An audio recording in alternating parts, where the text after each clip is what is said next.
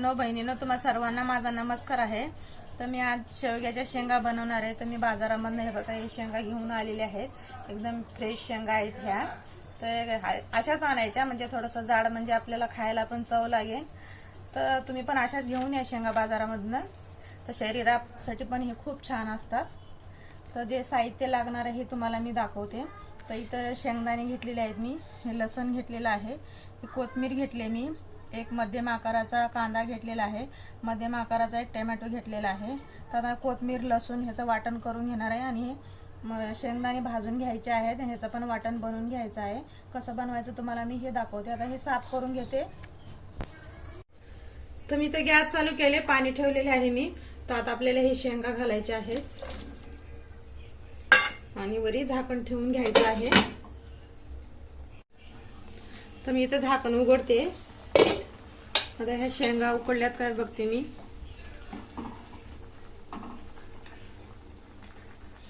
तर हे बघा उकडून तयार आहे शेंगा। जास्त उकडू द्यायचं नाही, नाहीतर खायला नाही जमणार ते शेंगा। तर मी इथं गॅस बंद करून घेते। तर इथं मी गॅस चालू केले, कढई ठेवलेली आहे। तर आता इथं तेल घालणार आहे मी। तर तेल घालून झालेलं आहे, थोडा टाइम गरम होण्यासाठी ठेवते। तर इथं तेल गरम झालेलं आहे। तर मी आता हे लसूण आणि कोथिंबीर ह्याची फोडणी देते।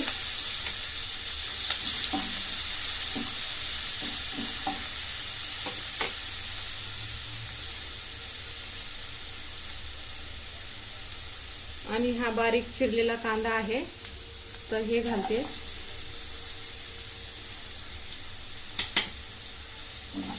ह्याला आपण थोडं लाल होईपर्यंत परतून घ्यायचंय। तर मी इथे झाकण उघडते। तर कांदे आपले लालसर झालेले आहेत। तर इथं बारीक चिरून घेतलेत ना हे टोमॅटो, हे घालते मी आता। ह्याला खालीवरी करून घ्यायचंय आणि इथे 1 चमचा मीठ घालते मी।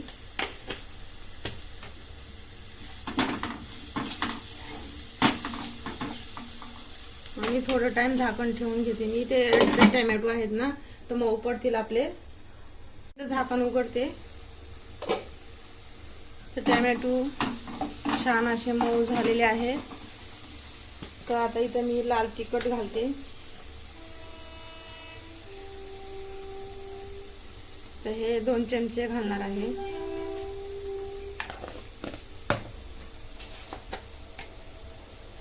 आणि काश्मीरी पावडर हा अर्धा चमचा घालते मी।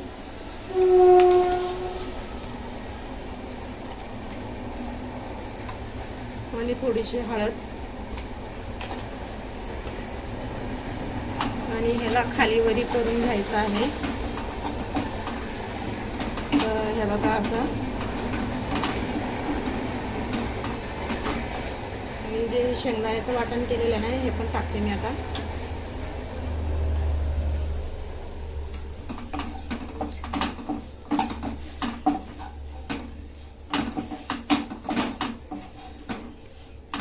तर ह्याला खालीवरी करून झालेलं आहे। तर आता जे शेंगा होत्या ना, हे उकडलेले शेंगा आहेत, तर आता हे घालायचं आहे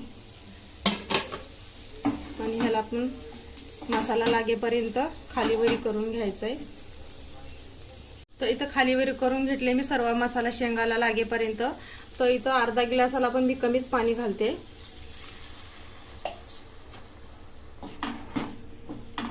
आणि ह्याला परत खालीवरी करून घ्यायचं आहे। हे बघा असं। आणि मध्यम आचेवरती आपल्याला ह्याच्यावरती झाकण ठेवून घ्यायचं आहे। 5च मिनिटं शिजू द्यायचे, जास्त नाही शिजून घ्यायचं आहे। A few moments later. तर इथं 5 मिनिटं झालेली आहेत। तर मी झाकण उघडून घेते। तर ह्या बघा शिजून तयार आहेत आपले शेंगा। तेलामध्ये एकदम छान भाजी आलेली आहे। तर मी इथं गॅस बंद करून घेते। तर ही रेसिपी बनवून तयार आहे। तुम्ही पण असंच बनवून बघा, तुम्हाला पण नक्कीच आवडेल। मी जसं बनवलंय तसंच बनवा आणि मला कळवत चला। तर आवडलं असेल तर लाईक करा, शेअर करा आणि सबस्क्राईब करायला विसरू नका।